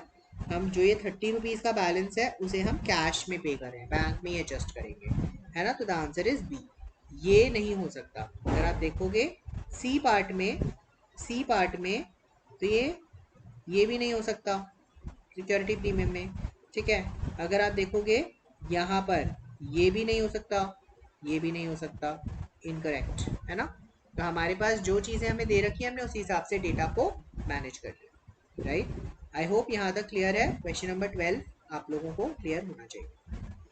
एमसीक्यू क्वेश्चन है ना बेटा, तो मैं मेजोरिटरली जहाँ जहाँ पे मुझे लग रहा है कि प्रेजेंटेशन आपको दिखाने की ज़रूरत है मैं वो आपको सॉल्व करवा रहा हूँ, अदरवाइज मैं आपको मेजोरिटरली यहीं पे सॉल्व करा दूँगा। क्वेश्चन नंबर 13 देख लीजिए, again a 1 marker. A company forfeited 3000 shares of rupees 10 each on which 5 per share including 1 premium has been paid। मतलब 5 रुपए और 1 रुपए का प्रीमियम, 5 मतलब प्रैक्टिकली 4 रुपए पे किया है। Out of these few shares were reissued at a discount of 1 rupee per share, है ना, were and 6000 were transfer to capital reserve. बोलता है how many shares were reissued, बोलता है 6000 रुपए हमने कैपिटल रिजर्व में ट्रांसफर किया, आपको बताना है कितने शेयर हमने री इशू करे, ठीक। तो यहाँ पर अगर आप देखोगे मुझे यहाँ पे उन्होंने बता दिया कि मेरे पास में 3000 शेयर फोरफीट करे थे उन्होंने, 3000 10 रुपए के, 3000, दिस इज क्वेश्चन नंबर 13, है ना। 3000 shares of ₹10 each, 5 paid up, 1 premium, ठीक। 6000 कैपिटल रिजर्व में डाला, है ना। री इशू किया है 1 रुपी के डिस्काउंट पे, है ना, री इशू किया है eight a discount of 1 rupee, discount of ₹1। आपसे नंबर ऑफ शेयर्स मांगा है, नंबर ऑफ शेयर्स मांगा है, कितने शेयर्स हमने री इशू करे। बेटा सीधी सीधी बात है, अगर मैं यहाँ पर शेयर फॉर फीचर का अमाउंट निकालूंगा तो मेरा शेयर फॉर फीचर का अमाउंट कितना आएगा, तो मेरा शेयर फॉर फीचर का अमाउंट आएगा 3000 इंटू 4, 12,000, ठीक है, 12,000 अमाउंट आएगा, राइट। आई होप यहाँ तक क्लियर है। ओके सर, इस 12,000 में से 6,000 मैंने ट्रांसफर किया है कैपिटल रिजर्व में, है ना, दैट मीन्स 6,000 अभी भी बचा है ना। बोला 3,000 शेयर पे 12,000 का प्रॉफिट, ठीक है, जिसमें मुझे पता है 6,000 रुपये मैंने कैपिटल रिजर्व में ट्रांसफर किया है, और मुझे ये भी पता है 1 रुपये के डिस्काउंट पे इशू किया, है ना। अगर आप देख सकते हो यहाँ पे मैं ऑप्शन बेस्ड वर्क भी कर सकता हूँ, क्योंकि मैं यहाँ पे बेटर है 3,000 के 3,000 करूँगा, है ना। तो ऐसा हो नहीं सकता, 3,000 शेयर्स तो हो नहीं सकता, ठीक है। अगर बेटा मैं 1,000 शेयर इशू करता हूँ, है ना, 1,000 शेयर इशू करता हूँ, आपको यहाँ पे ऑलरेडी बता रखा है 6,000 कैपिटल रिजर्व में ट्रांसफर किया है ना। तो इस, और मेरे को पता है कि 12,000 रुपये का मेरा फोर फीचर का अमाउंट है। 1,000 अगर मैं री इशू करता हूँ 1 रुपये के डिस्काउंट पे, तो मतलब 1,000 ट्रांसफर होगा, है ना। अगर आप देखोगे, अगर आप देखोगे नेट में मेरे पास यहाँ पर 3,000 शेयर पे 12,000 का प्रॉफिट, तो 12,000 डिवाइडेड बाय 3,000 कितना, 4 रुपये का प्रॉफिट, है ना, 4 रुपये पर शेयर, है ना। तो अगर आप देखोगे 1 रुपी 3 रुपीज़ का मतलब मैंने अमाउंट यहाँ पे अनपेड अमाउंट किया है, 1 रुपी का मेरे पास यहाँ पे डिस्काउंट है ना, 1 रुपी का डिस्काउंट है ना। तो यहाँ पर आप देख सकते हो कि मेरे पास में आंसर जो है केवल 2,000 पे सेटल हो रहा है, 2,000 पे सेट होगा, क्यों? क्योंकि आप देख पाओगे कि प्रीमियम तो डजेंट मैटर, है ना। 4 रुपीज कॉल्स इन अरियर था, 4 रुपीज पेड अप है शेयर फॉर फीचर में, तो 4 × 3 12,000 उसने पे, मेरा शेयर फॉर फीचर का अमाउंट है 3,000 शेयर पे, है ना। 2,000 शेयर पे कितना होगा? तो 12,000, सॉरी 12,000 डिवाइडेड बाय 3,000 इंटू 2,000, तो अमाउंट आ जाएगा 8,000। इसमें से 6,000 तो मैंने ट्रांसफर मारा, तो 2,000 का अमाउंट आया, तो ये 1 रुपी में सेटल हो रहा है। लेकिन 1,000 या 1,500 में वो सेटल नहीं हो पाएगा, क्योंकि अगर 1,000 में करूँगा तो ये अमाउंट बढ़ जाएगा, है ना। 1,000 शेयर्स लूँगा तो 12,000 डिवाइडेड बाय 3,000 इंटू 1,000 करूँगा, तो मेरा अमाउंट आएगा यहाँ पे 4,000, है ना। और इस 4,000, अगर मैं इस 4,000 का अमाउंट लेता हूँ, अगर मैं ये 4,000 का अमाउंट लेता हूँ, 12,000 डिवाइडेड बाय 3,000 इंटू 1,000, तो मतलब मेरे पास यहाँ पे आएगा 4,000 रुपीज़ का प्रॉफिट। इसमें से अगर मैं 1,000, इसमें से अगर मैं 1,000, 4,000 का मेरा अमाउंट आया बेटा, इसमें से अगर मैं 1,000 इंटू 1 माइनस करता हूँ तो बचा कितना? 3,000। तो इसका मतलब 3,000 तुम नहीं किया ना, ये अमाउंट मेरा 6,000 गया है। मैं इसकी रिवर्स कैलकुलेशन आपको थोड़ी सिखाता हूँ, राइट बेटा। आपको याद होगा कि मैंने यहाँ पे जर्नल एंट्री, हमने एक जर्नल एंट्री बनानी सीखी थी, ठीक। हमारी जर्नल एंट्री थी equity share capital account debit, ठीक है, टू कॉल्स इन अरियर, ठीक है। और अगर सिक्योरिटी प्रीमियम पे नहीं होता तो हम क्या करते थे, हम उसको पे हो जाता था तो हम उसे इग्नोर कर देते थे। बेटा 10 रुपए का शेयर था, तो मतलब 3,000 इंटू 10 रुपये यहाँ आ गया, 3,000 इंटू 4 रुपये उसने पे कर दिया है, दैट मीन्स 3,000 इंटू 6 रुपीज उसने अनपे किया है। ये तो मेरी हो गई फोर्थ फीचर की एंट्री, ठीक है। बेटा मुझे क्वेश्चन में बोला है कि मेरे पास में कुछ अमाउंट आया 9 रुपीज, बैंक अकाउंट डेबिट, ठीक है। शेयर फॉर फीचर में मेरा अमाउंट गया है 1 रुपी, ये जो अमाउंट है ये 1 रुपी है।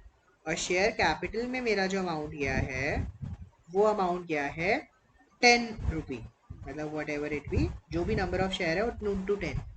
बेटा मुझे ये पता है कि कैपिटल रिजर्व में जो अमाउंट गया है वो गया है 6,000, है ना। दैट मीन्स मैं अब क्या करने वाला हूँ सर, मैंने सारे ऑप्शंस चूज करे। सर पहला ऑप्शन मैंने लिया, अगर मैं 3,000, अगर कैपिटल रिजर्व में 6,000 रुपये गया है, 1 रुपी का डिस्काउंट है ना, तो दैट मीन्स 3,000 इंटू 1 यहाँ होना चाहिए, है ना। 3,000 इंटू 1 मतलब ये 3,000 हो जाएगा। अगर सारे के सारे में 3,000 का लॉस लिया है तो 9,000 जाना चाहिए था कैपिटल रिजर्व में, तो ये तो आंसर मैच नहीं कर रहा, ठीक है। अब मैं लेता हूँ दूसरा 1,000। सर अगर ये 1,000 इंटू 1 लेता हूँ तो यहाँ पर 1,000 हुआ, ठीक है। सर अगर 1,000 शेयर मैंने रीइशू किया है तो बेटा मैं कैलकुलेट करता हूँ ना कितना मेरा प्रॉफिट कैपिटल है, तो 12,000 पे 3,000 पे 12,000 का प्रॉफिट, 1,000 पे कितना? सर मेरा आंसर आया 4,000। 4,000 में से 1,000 माइनस करूंगा तो मेरा कैपिटल रिजर्व में कितना अमाउंट जाना चाहिए? सर 6,000। बेटा ये मैं ऑलरेडी जानता हूँ कि मेरा कैपिटल रिजर्व में कितना अमाउंट गया हुआ है, 6,000, है ना, 6,000, 6,000। तो दैट मीन्स मुझे यहाँ पर बेसिकली क्या करना पड़ेगा, मैं यहाँ पर रिवर्स कैलकुलेशन करूँ। 2,000 अब मैं लूँगा, 2,000 शेयर जब मैंने कैलकुलेट किया, यहाँ आया 2,000, ठीक।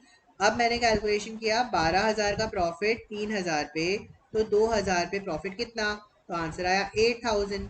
सर 8,000 में से 2,000 माइनस किया तो 6,000 आंसर मैच कर गया, तो इसका मतलब मेरा आंसर है 12,000। माई आंसर इज कि मैंने 2,000 शेयर्स को रीशू किया, मैंने 2,000 शेयर्स को रीशू किया। आई होप ये क्लियर है कॉन्सेप्ट, आई होप यहाँ तक बिल्कुल क्लियर होना चाहिए।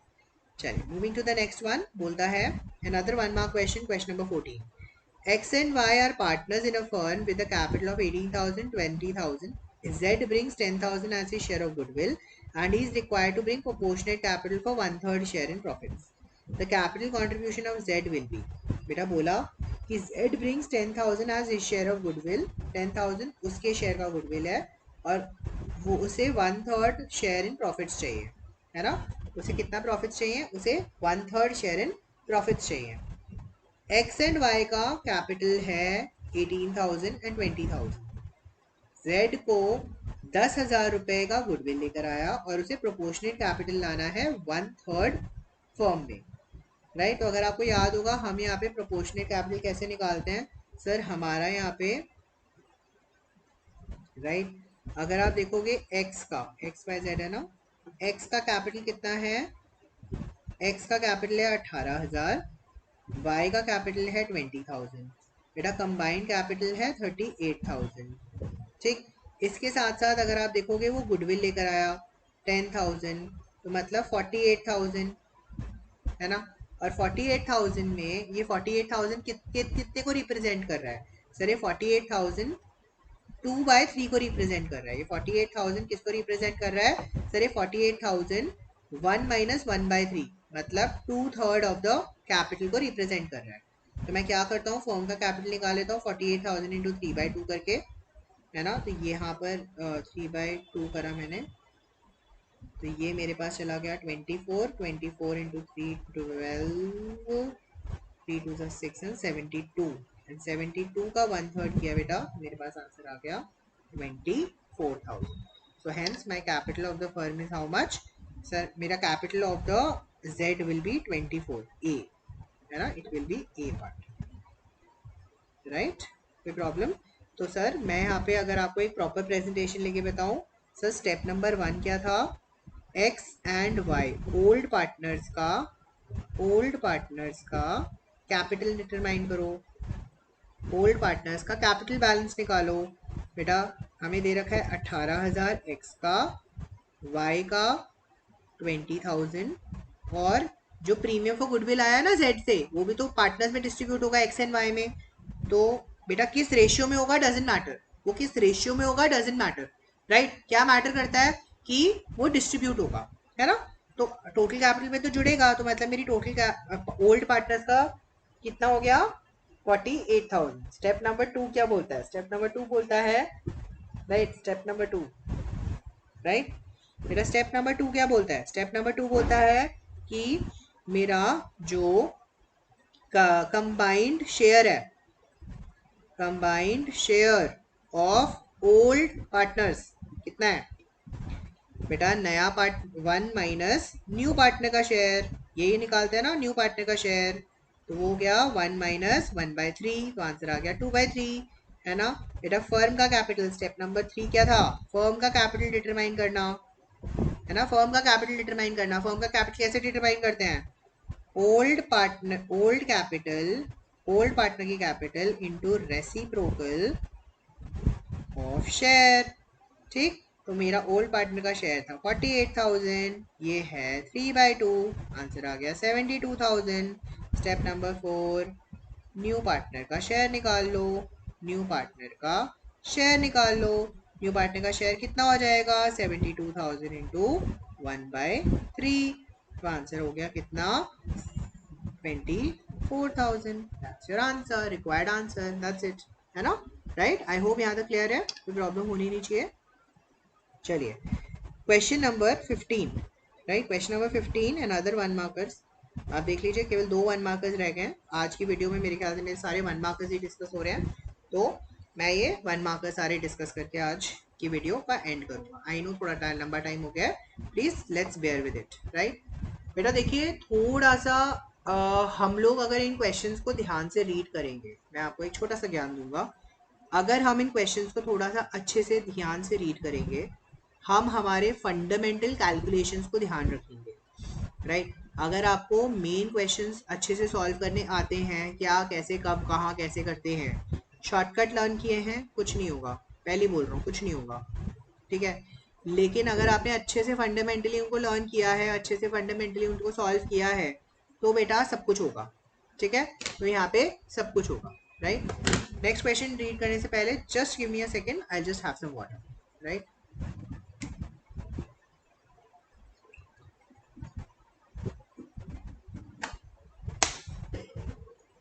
ओके क्वेश्चन नंबर 15 क्विकली जल्दी से कर लेते हैं।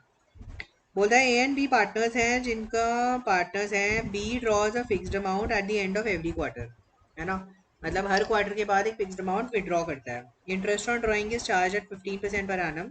At the end of the year, interest on B's drawings amounted to 9,000. Drawings of B were, बेटा हर क्वार्टर में एक फिक्स्ड अमाउंट एक्स विड्रॉ करता था। तो अगर आप जानते हो इंटरेस्ट ऑन ड्राइंग्स क्या होता है, जो भी हमारा अमाउंट है ना, जो भी हमारा अमाउंट है इनटू रेट ऑफ ड्राइंग्स, है ना, अपॉन 100, है ना, इनटू, अच्छा क्वार्टर है तो इनटू 4 भी करेंगे, क्वार्टर है ना, अमाउंट इनटू 4 करेंगे, है ना। और फिर क्या, और क्या करने वाले हैं, जल्दी से सोच के बोलो। यहाँ पर हम एवरेज पीरियड निकालेंगे, क्वार्टर का एंड, तो क्वार्टर के एंड में विड्रॉ कर रहे हैं ना, तो मतलब पहली विड्रॉइंग्स कब होगी, पहली ड्राइंग्स कब होगी, पहली ड्राइंग्स होगी 30 जून को, तो 30 जून से 31 मार्च 9 मंथ्स। लास्ट ड्राइंग्स कब होगी, 31 मार्च को, तो 0 divide by 2 divide by 12, average period याद करो, तो 4.5। बेटा मैं इसको यहाँ पे लिख के बताता हूँ, ठीक। तो हमारा जो इंटरेस्ट ऑन ड्राइंग्स है वो हो जाएगा, मुझे दे रखा है 9,000, है ना, वो हो जाएगा amount into 4 into 15% per annum दे रखा है ना, और इंटू 4.5/12, ठीक है। 5 ज़ा 4 ज़ा 4 45 40, है ना, या 4.5 ही रहने देते हैं उसे, है ना, चलो ठीक है कोई नहीं। 10 एंड ये कट गया 10 से, है ना। अब यहाँ पे हमारे पास क्या बचा, 5 इंटू 45, है ना, 5, तो इसको इधर ले जाते हैं, 9,000 इंटू 1000, है ना, अपॉन 5 इंटू 45, है ना।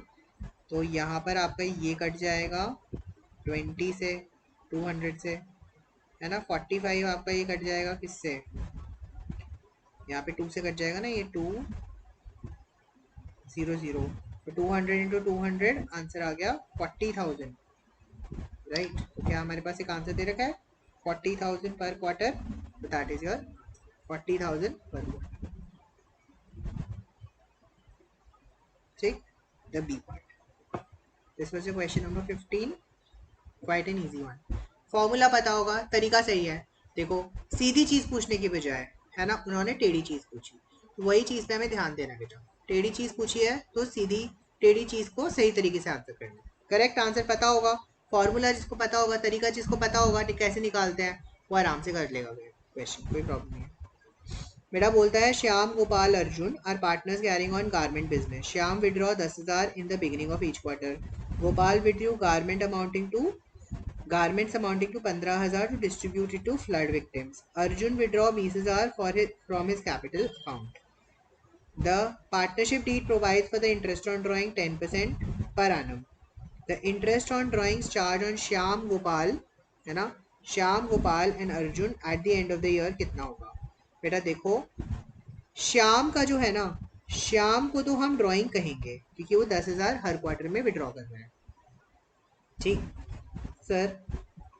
Next next Gopal, Gopal garment withdraw करता है, मतलब गुड्स विड्रॉ करता है, तो वो भी ड्राइंग्स है, तो बेटा हमारे लिए गोपाल की भी ड्राइंग्स हैं।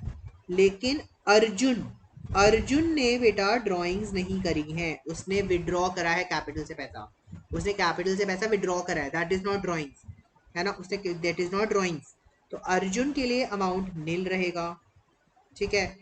श्याम का अमाउंट आप कैलकुलेट कर लोगे, श्याम का अमाउंट कैसे कैलकुलेट कर लोगे सर, श्याम का अमाउंट आप कैलकुलेट ऐसे कर लोगे, आपको बताया गया है कितना पैसा उसने विड्रॉ किया है, 10,000, 10,000 into 4 and at the beginning है एंड है, बिगिनिंग ऑफ ईच क्वार्टर, है ना, और 10% आपका रेट है, बिगिनिंग है तो 12 प्लस 3/2 डिवाइड बाई 12, यही आपका रेट होता है ना, ये ऐसे रेट निकालते हैं ना।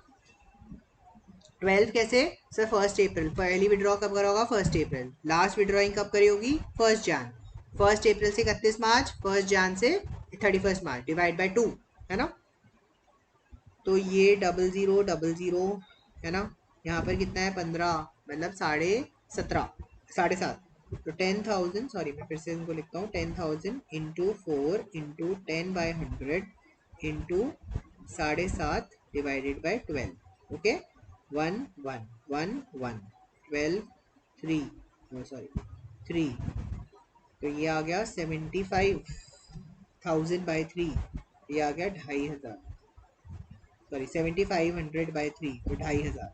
तो आप देख सकते हो श्याम का आंसर 2,500 कहाँ पे आ रहा है, श्याम का आंसर 2,500 इसमें आ रहा है, सी पार्ट। तो आंसर इज सी, मुझे दूसरे गोपाल की कैलकुलेट करने की जरूरत ही नहीं है। That's the smart work you have to apply. ठीक है ना, थोड़ा टाइम बचाने के लिए आपको इतना स्मार्ट वर्क करना पड़ेगा। एक निकाल लिया सही है, बस दूसरा करने हैं। एक नील है अर्जुन, हमें पता है, तो हमने निकाल लिया आंसर। ठीक है, that's the answer. Got it. चलिए क्वेश्चन नंबर 16 पे मूव ऑन करेंगे। बोलता है on the day of dissolution of the firm Roop Brothers had partners capital amounting to 1,50,000, external liability 35,000। ठीक है, कैश बैलेंस 8,000 एंड P&L का debit balance 7,000। If the realisation expenses on the loss and the loss on realization amounted to 5,000 and 25,000 respectively. बोलता है the amount of realized by sale on assets is, सीधा सीधा काम कर लो यार। हमारे external liabilities कितनी है, सॉरी सॉरी सॉरी, ये कुछ गलत कर दिया मैंने। ओके, आपको क्वेश्चन में क्या बोला हुआ है, मेरा कैश बैलेंस 8,000 है ना, एक्सटर्नल लाइबिलिटीज 35,000 थी, एक्सपेंसेस ऑन रियलाइजेशन 5,000 है, रियलाइजेशन का लॉस 25,000 है। आपको चाहिए मेरे एसेट्स कितने की बेचे। ओके, तो मुझे वो भी चाहिए ना कैपिटल। अच्छा, इसके लिए तो आपको थोड़ी लंबी कैलकुलेशन नहीं करनी पड़ेगी। एसेट्स का सेल कितना चाहिए, लाइबिलिटीज। ओके,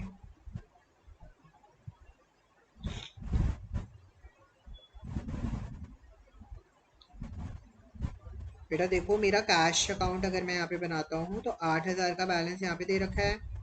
मेरा 35,000 का बैलेंस यहाँ पे मैंने पे किया होगा लाइबिलिटीज को, है ना। बेटा पार्टनर को मैंने कितना पे किया होगा, पार्टनर को मैंने पे किया होगा 1,50,000, उसमें से लॉस था 8,000, ये वाला, है ना। उसके बाद मैंने 5,000, सॉरी 25,000 का लॉस था, है ना। और यहाँ पे एक्सपेंसेस पे करे होंगे मैंने 5,000 रुपए के। ठीक, तो मतलब 35, 40, तो कितना हो गया 150, 150 माइनस 8,000 माइनस 25,000, तो आंसर आ गया 117। तो 117, 122, 117 प्लस 5,000 प्लस 35,000 माइनस 8,000, आंसर आ गया 1,49,000। नहीं, इसका आंसर एक second, 1,000। Oh I am so sorry, मैंने यहाँ पे गलती कर दी, एक ये अमाउंट गलत ले लिया, 7,000 है ना। तो 150, तो मतलब 143 माइनस 25, है ना। तो 118, ये हो जाएगा 118।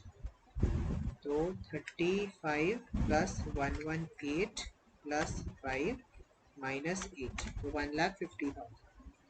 ठीक है, हाँ जी, समझ आ गया। जल्दी बताएं, कैश का अमाउंट 1,50,000। ये थोड़ा उन बच्चों के लिए था जिनको थोड़ा फास्ट फास्ट समझ आ गया। अब मैं थोड़ा आपको डिटेल में समझाता हूँ बेटा। ठीक है, अब मैं इस क्वेश्चन को आपको थोड़ा डिटेल में समझाता हूँ। क्वेश्चन नंबर 16, आई नो थोड़ा बच्चों को कंफ्यूजन हुआ होगा, let's try to solve it. बेटा याद करो, हम यहाँ पे कैश अकाउंट बनाते थे। चलो मैं आप लोगों के लिए यहाँ पे दो चीज़ें बना देता हूँ। एक बना देता हूँ पार्टनर्स कैपिटल अकाउंट। ठीक, जल्दी से बताओ पार्टनर्स कैपिटल अकाउंट में क्या दे रखा है। मेरा बाय बैलेंस BD दे रखा है 1,50,000 given to me in the question. बेटा ये देखो, है ना।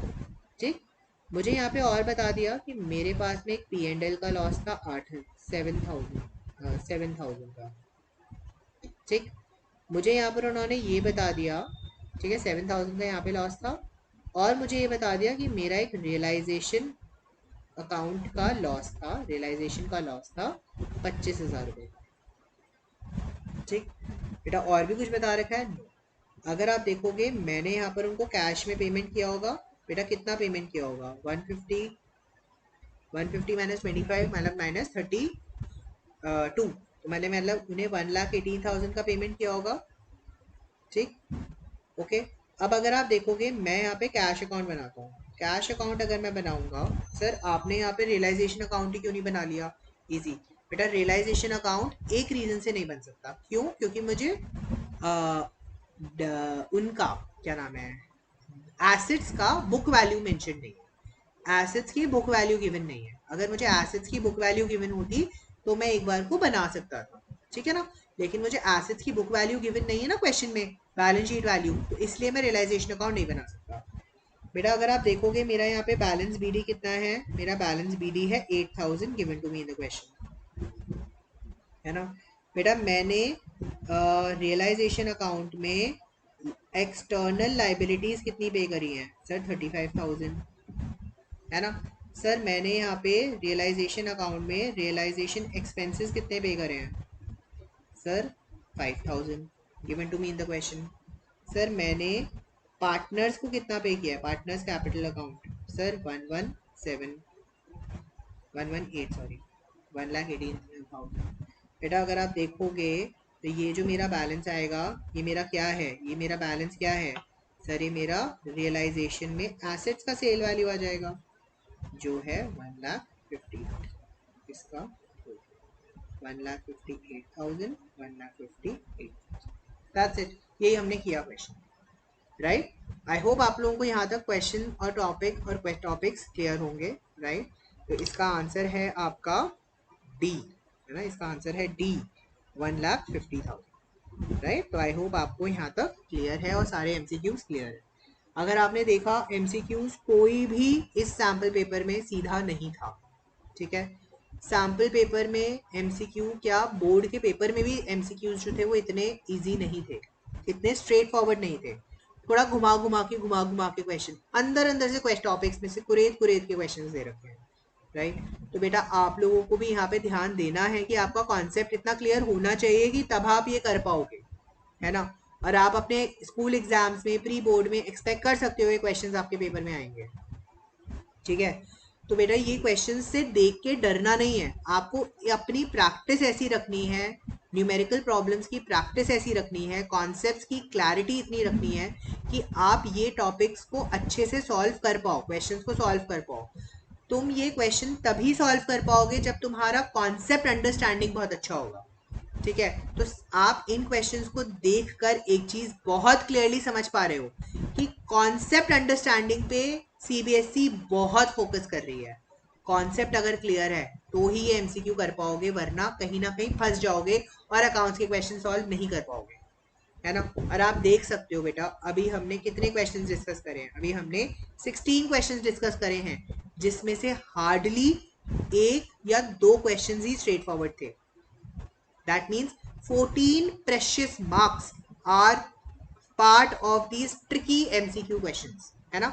ये ट्रिकी MCQ questions का मैं बात कर रहा हूँ, 14 questions। सोचो अगर 14 क्वेश्चन ऐसे बोर्ड के पेपर में आ गए तो क्या करेंगे? बेटा डरा नहीं रहा हूँ, आप लोगों को बिल्कुल डरा नहीं रहा हूँ। It is time that you start taking accounts very seriously, है ना। Start listening to your teachers well. मैं भी यहाँ पर रिविजन वीडियोस डालूंगा, ठीक है, जहाँ पर मैं कॉन्सेप्ट्स पे बहुत फोकस करूंगा, आप लोगों को क्वेश्चंस एक्सप्लेन करूंगा, टॉपिक्स एक्सप्लेन करूंगा जो पेपर के लिए बहुत इंपॉर्टेंट है। बेटा कॉन्सेप्ट्स जो है ना वो केवल एमसीक्यू क्वेश्चंस के लिए इंपॉर्टेंट नहीं है, बड़े बड़े क्वेश्चंस के लिए भी इंपॉर्टेंट है, और बड़े बड़े क्वेश्चंस के लिए इंपॉर्टेंट नहीं है, छोटे छोटे एमसीक्यूज के लिए भी इंपॉर्टेंट है। अगर आपकी कॉन्सेप्ट्स क्लियर है, फंडा क्लियर है ना, तो आप देख सकते हो ये पेपर को आप बहुत आसानी से सॉल्व कर सकते हो। लेकिन जहां तुम्हारा कॉन्सेप्ट हिल गया वहां देख लो तुम्हारी क्या बैंड बच गई, ठीक है ना। इसीलिए बहुत ध्यान से कॉन्सेप्ट पे ध्यान देना है, और प्लीज लाइक द वीडियो, है ना, शेयर करो, एंड तक वीडियो देखो, एंड तभी आपको ये टॉपिक्स क्लियर होंगे, ठीक है ना। मैं आपको इसीलिए बार बार ये चीज बोल रहा हूँ, कॉन्सेप्ट पे ध्यान दो, कॉन्सेप्ट पे ध्यान दो बेटा, अभी भी बहुत टाइम है, राइट। अगर आप ये वीडियो कभी भी देख रहे हो, ठीक है, आप ये वीडियो कभी भी देख रहे हो, फेब में देख रहे हो, जैन में देख रहे हो, दिसंबर में देख रहे हो, नवंबर में देख रहे हो, अक्टूबर में देख रहे हो, सितंबर में देख रहे हो, अगस्त में देख रहे हो, या जुलाई में देख रहे हो जब मैंने रिकॉर्ड करी है, ठीक है, आप कभी भी देख रहे हो, ठीक है, टाइम है। है ना, आई एम विद यू, ठीक है ना, आपको कोई हेल्प चाहिए, I am there with you, ठीक है। आप चाहो तो मेरे साथ कनेक्ट कर सकते हो ऑन 9717800535। इस नंबर पे आप मेरे साथ कनेक्ट कर सकते हो ओनली ऑन व्हाट्सएप, ठीक है। प्लीज़ मुझे कॉल मत करना, मैं फ़ोन नहीं उठा पाऊंगा, ठीक है। व्हाट्सएप पे आप मेरे साथ कनेक्ट कर सकते हो, और व्हाट्सएप पे कनेक्ट करके आप मेरे साथ यहाँ पे डिस्कस कर सकते हो। You want some help, you want to connect with me online, I am always there with you, ठीक है। I can always help you out, ठीक। आप मेरे साथ टेलीग्राम पे कनेक्ट कर सकते हो। टेलीग्राम पे आप चाहो तो oasis academy of education, oasis academy of education search कर सकते हैं आप, और ओएसिस एकेडमी ऑफ एजुकेशन आप टेलीग्राम पे सर्च कर सकते हैं, और वहाँ पे आप मेरे साथ कनेक्ट कर सकते हैं, ठीक। या आप चाहें तो मेरे साथ इंस्टाग्राम पे भी कनेक्ट कर सकते हैं। इंस्टाग्राम पे भी मेरा सेम हैंडल है, oasis academy of education, oasis academy of education, right. Same handle पे आप कनेक्ट कीजिए, वहाँ पे आप मैसेज भेज दीजिए, मुझे फॉलो कीजिए। I will be sharing a lot of things and contents in the upcoming time period for class 12th accountancy, because I know I am with you in this journey, and I know it is a it's not an easy paper now, it's not। MCQ आने से ना paper और tough हो गया है, लेंदी हो गया है, तो हम कोशिश करेंगे ना इन चीज़ों को और सॉल्व करने की। देखो अगर प्रॉब्लम जनरेट करी है ना, तो उस प्रॉब्लम को रिजॉल्व करेंगे ना बेटा। अगर हर चीज़ ऐसी हलवे की तरह मिल जाए, आसान मिल जाए, तो क्या फ़ायदा। हमें तो कोशिश करना है ना कि बेस्ट एंड बेस्ट बनना है ना, तो उसके लिए हम कोशिश करेंगे, एंड डेफिनेटली कोशिश करेंगे, हर लेवल पे कोशिश करेंगे, right. So please keep following, right, and do like, share and subscribe, do share with your friends, and make sure that you share these videos, right? Chalo, till then I'll take a leave now, and I'll see you in the next part, that is part 3, जहाँ पर मैं इसके remaining numerical problems and theory questions discuss करूँगा। I don't think so इसमें कोई theory question है आगे, numerical questions सारे discuss करूँगा part 3। That will be the last part of this discussion of CBSE sample, right? चलिए, thank you।